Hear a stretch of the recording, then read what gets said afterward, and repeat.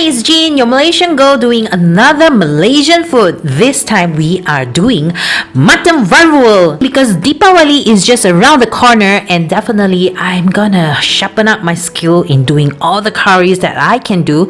And this time it's actually a simplified version of Mutton Varuval that all the beginners should know how to do this before we proceed to advanced level punya Mutton Varuval lah. Okay, I'm gonna talk about the ingredients. If you like potatoes, can put a lot. If not, just put one or two je. Chopped Holland onion or shallots. I'm using both. My favorite herb, Halba campur, Halba mix. 2 stalks of curry leaves, 2 tangkai. Curry paste is actually just curry powder and water lah. Turmeric powder. Okay, ginger garlic paste. Ginger garlic paste is something that Indian households usually have in their fridge. It's basically garlic and ginger 50-50 blend together. Next is an optional ingredient, yogurt. For me, with yogurt, it tastes creamier, but you can also skip this if, say, you don't have this lah. I'm using lamb chops. Yes, lamb chops. I have 3 pieces. It's a total of 600 grams. Why am I using lamb chops is because for me, lamb chops is easier to cook and I have meat and bones at the same time. And here I'm showing you, I'm chopping up the lamb chops, eliminating all the fats because lamb or mutton fats are bad cholesterol, okay? Must get rid of them. Bye-bye cholesterol. Chop them into small pieces. Here you go. This looks ready. Let's cook.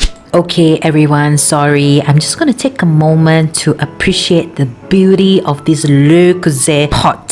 It's perfect for Mutton Varuval. Yes! Okay, everyone knows I could put minyak, cooking oil. So what I'm gonna do is I'm gonna spray a bit on the pot, then only I lit up the fire. This is le cousin's style of starting to cook lah. And then put a tablespoon of garlic ginger paste. Kasi cook a bit until the fragrance is out. That's when I put in all the mutton. And half tablespoon of turmeric powder. Oh yeah, salt to taste. Give it a bit of stir. Fry. Okay, so maintain this kind of situation whereby you just need to make sure the mutton turn brown, okay? Means you cannot see any blood or pink meat color. So you just continue, cook. When the mutton meat already turned brown, that's when you can already pour in boiling hot water. Okay, why boiling hot water? Because you don't have to wait too long until the water boil, right? Okay, now put the lid on, let it simmer for half an hour. However, do check in every 8 minutes to just kacau, making sure all the mutton meat gets equal love. If you are a le cousin fan like me, you should know that the pot is perfect to cook dishes like this because the heavy lid is able to lock in all the flavors into your food. So it's super yums. Halfway through simmering, I added in the potatoes. Why halfway through only add in the potatoes? It's because I don't want to overcook my potatoes. If I do overcooked it, it'll hancur kecai with the muttons and it's a no-no for me. Okay, continue cover the lid so that the flavors are locked in. After 30 minutes or when you see the potato can be mashed, means it's cooked already lah. You can take out from the pot. Remember to off the stove.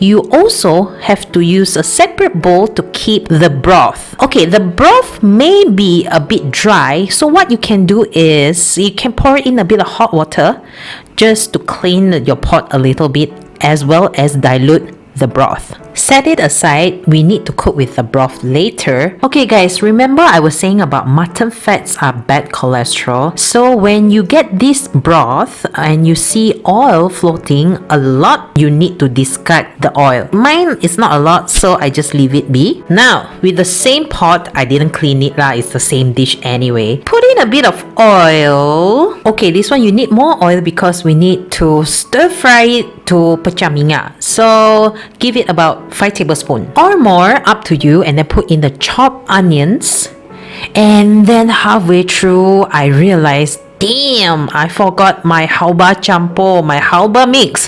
So I just parked the onions aside, spray more oil, and then put in my halba campur. Okay, let it heat up a bit so that the aroma comes up. Okay, and then you stir fry them together lah.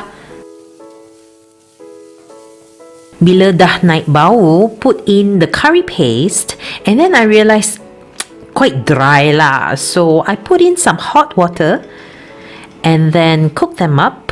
Okay, for those who like spicy, this is when you should add in the dried chili powder, the red color powder, okay? So the whole thing, when it's done, it's also looking very red. But mine, I don't want it to be spicy, so not very red lah. Put 2 tablespoons of yogurt. Again, this is optional, okay? I tried cooking without yogurt before and it tastes also quite good. The turmeric mutton broth earlier. Put it in right now. And then give it a good stir. Cook. Actually, you need to cook until pecah minyak, so you can add salt to taste first. Continue cook until pecah minyak. Okay, this process requires patience, okay? You may need to add water every now and then because it will dry it up. And usually to pecah minyak, you need a lot of cooking oil, and I just put not a lot lah. And guess what? I still berjaya pecah minyak, okay? See the red dots? Those are the red cooking oil that already pecah. I kedekut minyak, but I still can pecah minyak. It's a big achievement, guys. Okay, dah. Next, you put in the cooked mutton and potatoes and give it a good stir. Coat with the varuval.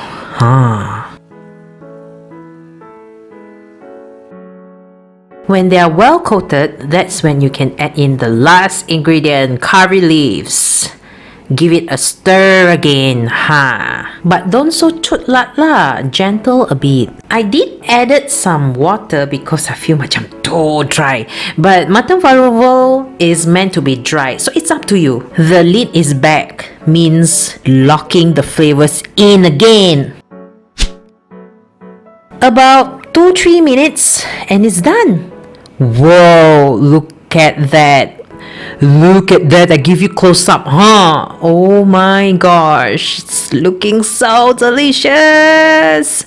And I guess this can be fall into a slightly healthier version because the oil isn't that much and we used yogurt. I must stress that this is the beginner level of mutton varuval, okay? There is much more version of mutton varuval, and some of them is pretty extreme that you need to blend the spices on your own.